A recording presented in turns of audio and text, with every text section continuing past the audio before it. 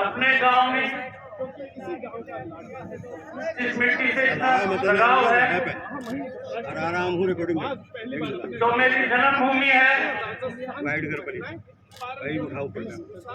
हाँ, नीम बली, वहाँ भाषण देना बहुत मुश्किल है।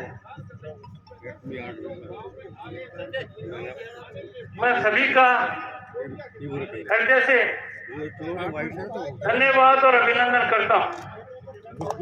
मंच पर विराजमान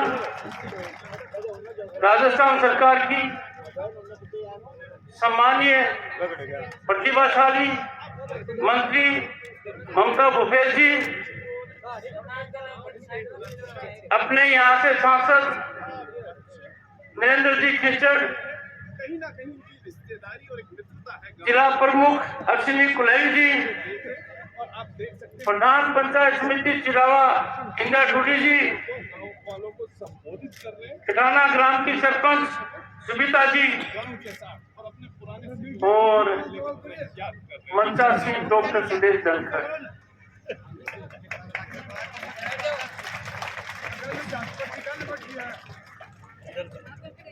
सब टीम बदल गो,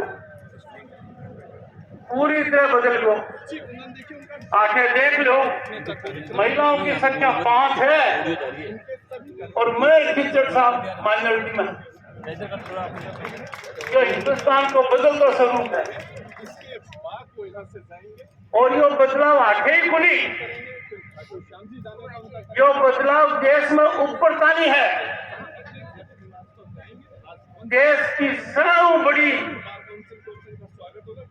ताकत राष्ट्रपति भवन, वहां पर जनजाति की महिला द्रौपदी मुर्मू।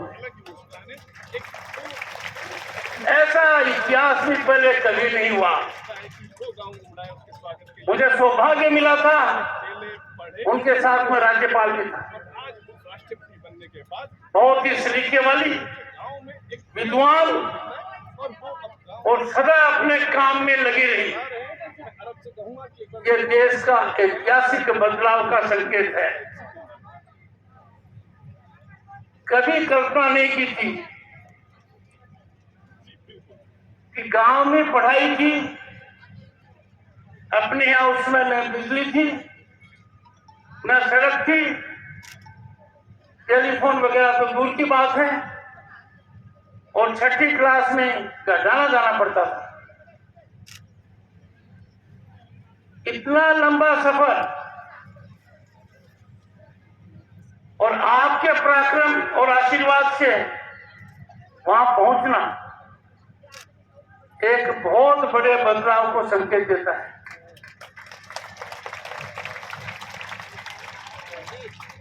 किसान परिवार, किसान पृष्ठभूमि से कोई व्यक्ति वहां पहुंचे, मैं समझता हूं संविधान निर्माताओं की आत्मा को बहुत बड़ा सुख मिला होगा।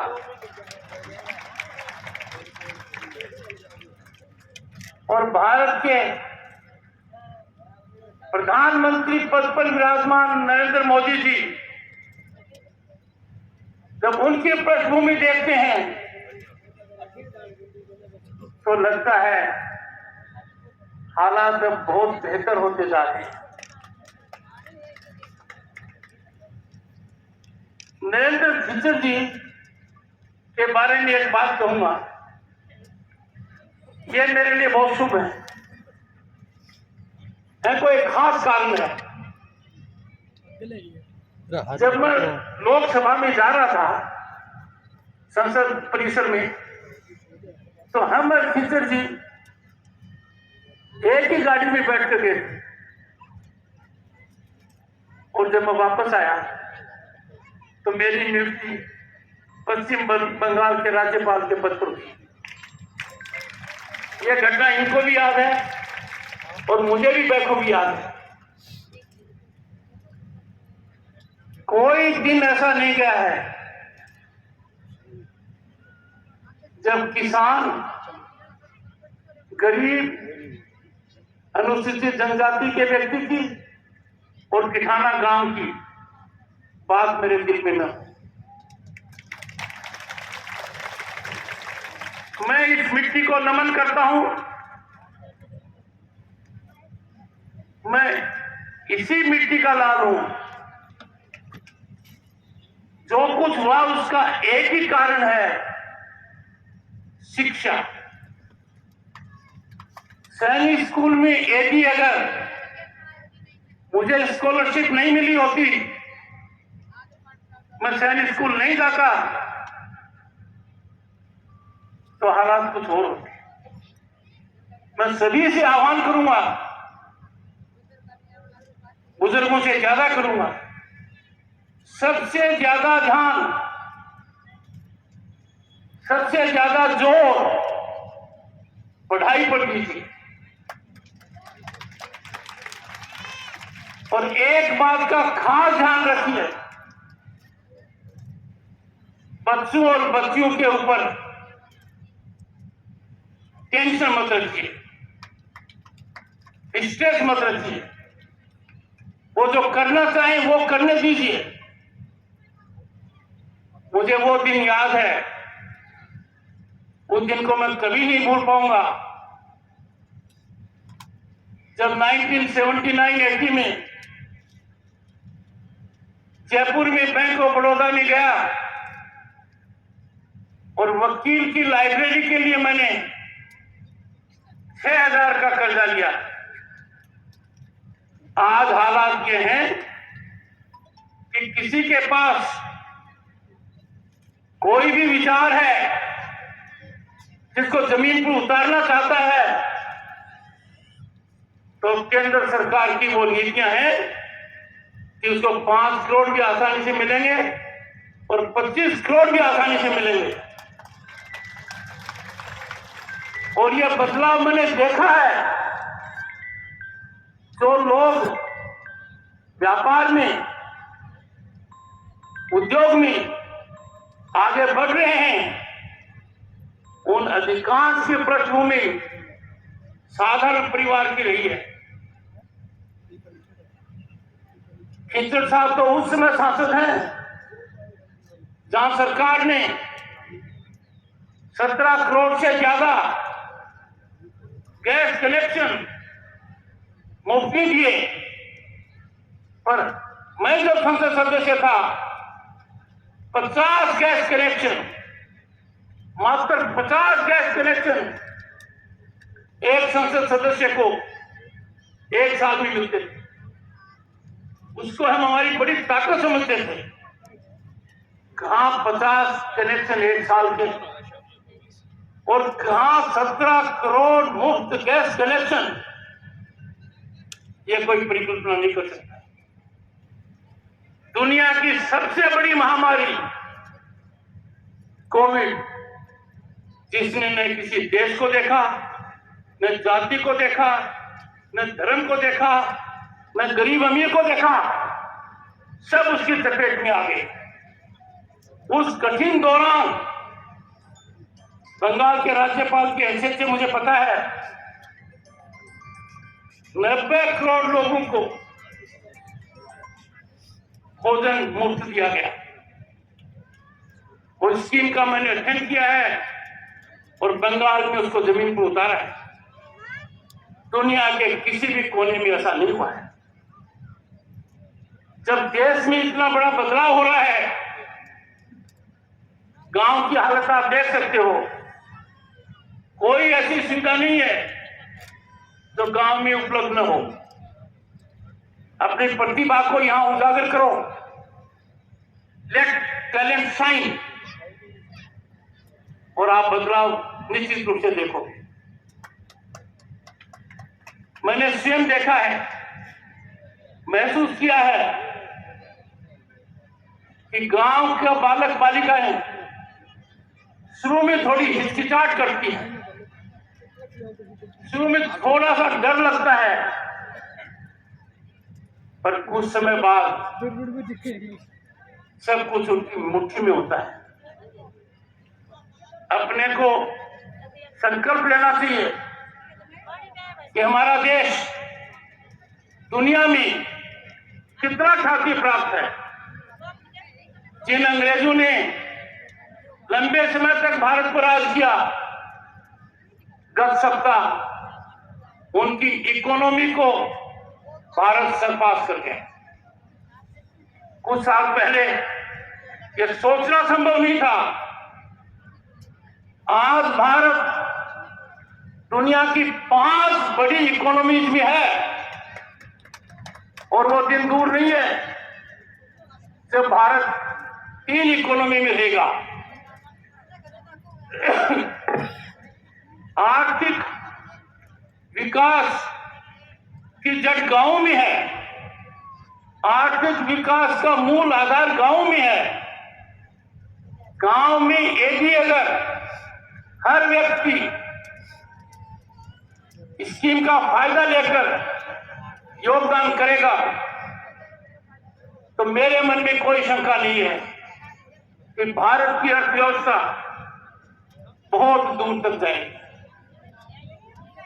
कुछ चिंता की बातें भी हैं जो मैं आपके सामने बताना चाहता हूं। हमारे जोहर हालत खराब है। हम इस ओर ध्यान नहीं दे रहे हैं कि पौधों को कितना लगाएं। आज भी गांव के अंदर पर्याप्त सब्जी नहीं होती है। मेरा आग्रह रहेगा कृषि क्षेत्र के अंदर पूरा जोर लगाया जाए। गांव बाहर से कोई सामान ले, सब्जी का, फल का, इस स्थिति को बदलना होगा। गांव से आगे जानी चाहिए और ये बहुत आसानी से संभव है। एक बार निर्णय करने, कोई मदद करने लगे। मुझे प्रधानमंत्री जी की एक बात बहुत याद आती है।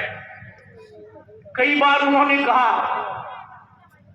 कि जो खेतों के बीच में मेड़ है, इस मेड़ पर पेड़ लगाओ। डॉक्टर सुदेश धनखड़ ने इसमें थोड़ी पहल की है और दिल्ली में यदि आप देखोगे तो मेड़ के ऊपर लगे हैं पेड़। ये यदि अगर बहुत बड़ा जन आंदोलन बन जाए और गांव में हम पेड़ खूब लगाना चालू कर दें तो दुनिया के सामने जो बड़ा संकट है, जिसको क्लाइमेट चेंज कहते हैं, उसका उत्तर अपने को यहां मिलेगा। अंत में एक बात कहूंगा कि ठाना मेरे दिल में है। जो भी कुछ हूं किठाना की वजह से। जब से मैंने राजनीति में प्रवेश किया है, मैंने किठाना के हर व्यक्ति को एक ही चश्मे से देखा है। कभी यह नहीं देखा कौन राजनीति में क्या करता है। राजनीति मेरे से कोसों दूर है। किठाना के मामले में मेरा एक ही संकल्प है कि गांव का विकास हो। मेरा एक ही संकल्प है कि मैं सहायक बन पाऊं कि हमारे बालक बालिकाएं सही पढ़ाई करें। और ये मैं आपको कहकर जा रहा हूं, गांव की किसी भी बालक और बालिका को धन के अभाव में पढ़ाई बाधित नहीं होगी।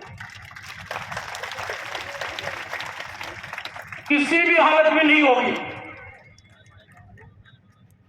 किठाना गांव आदर्श गांव बने, बदलते भारत का एक महत्वपूर्ण हिस्सा बने, ये मेरी परिकल्पना है। तो संभव तभी होगा जब आप लोगों का सहयोग मिलेगा। ये विषय गांव का विकास, गांव के बच्चे बच्चियां आगे बढ़े, गांव के नवयुवक प्रशिक्षित रहें, जो खेती कर रहे हैं वो नई नई टेक्नोलॉजी का उपयोग करें, ये मेरी कामना है। इन सब बातों को गैर राजनीतिक चश्मे से देखकर हमको जमीन पर उतारना है। दो समस्याएं मैंने राज्यपाल और उपराष्ट्रपति पद पर महसूस की। जिस गाड़ी में हम बैठते हैं, सुरक्षा की दृष्टि से उसके शीशे नीचे नहीं होते।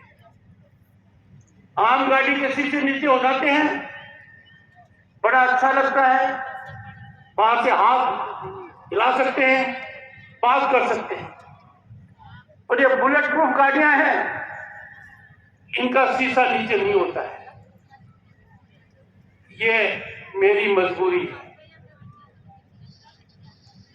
और दूसरा, कई बार मैंने देखा है, खास तौर से उपराष्ट्रपति पद को ग्रहण करने के पश्चात लोग दूर से चलकर वहां पहुंच जाते हैं और उनको संकट होता है कि आपका अपॉइंटमेंट नहीं है। स्वाभाविक है। मेरा अनुरोध है, कभी भी आइए, कितनी भी संख्या में आइए, बहुत अच्छा रहेगा थोड़ी सूचना पहले हो। तो सूचना के अभाव में मुझे भी कई बार पीड़ा होती है, पर कुछ व्यवस्था खास तौर से सुरक्षा से जुड़ी हुई है, उसमें मुझे भी सहयोग करना चाहिए। मैं मानकर चलता हूं कि दिल से जो मेरा लगाव किसानों से है, जो गहराई का लगाव है, और मेरी जो यात्रा अब तक रही है, उसका आधार रहा है शिक्षा। आप मेरी इस अंतिम बात को गंभीरता से लीजिए। मैं हमेशा प्रयासरत रहूंगा, कोई भी बालक और बालिका किसी भी स्थिति में पैसे की वजह से आगे बढ़ने से नहीं। आप सब इतनी संख्या में आए, इतना प्रेम दर्शाया, बुजुर्गों का इतना आशीर्वाद मिला, मैं अभिभूत हूं। मेरे पास शब्द नहीं है कि मैं धन्यवाद कैसे प्रेषित करूं। बहुत बहुत धन्यवाद। नमस्कार। बहुत बहुत धन्यवाद। तमाम लोगों से आग्रह है कि आप यही